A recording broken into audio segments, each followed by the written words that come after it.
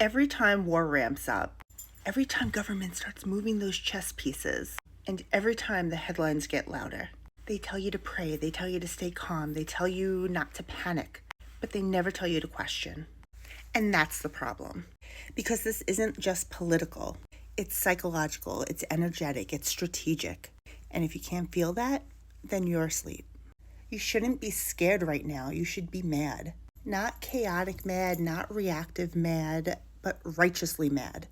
Be mad that the same patterns keep repeating and people just still call it coincidence.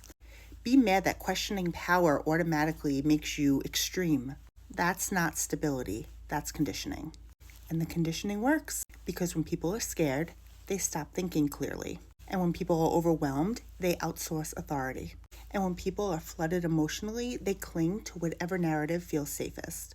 This is spiritual warfare, not in the dramatic movie sense, but in the subtle sense.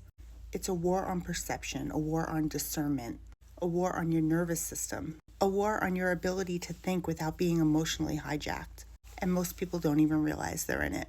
They're arguing with each other, picking sides, defending all these narratives, while the real battle is over awareness. That's why I keep saying you don't need to detach, you need to stabilize. Because if your spirituality only works when things are comfortable, it's not authority. If your faith collapses when headlines get louder, then it was never really anchored to begin with.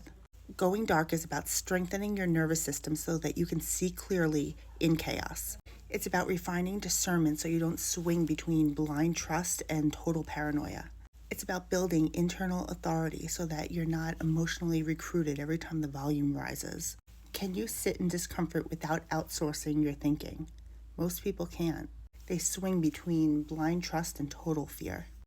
And authority lives in neither of those. We should be mad, but we should also be sharp, controlled, disciplined, and aware. Because the people who could stay grounded in chaos, they don't get manipulated. And that's exactly why this work matters right now. March 18th, we're going deeper. Not into conspiracy, but into clarity.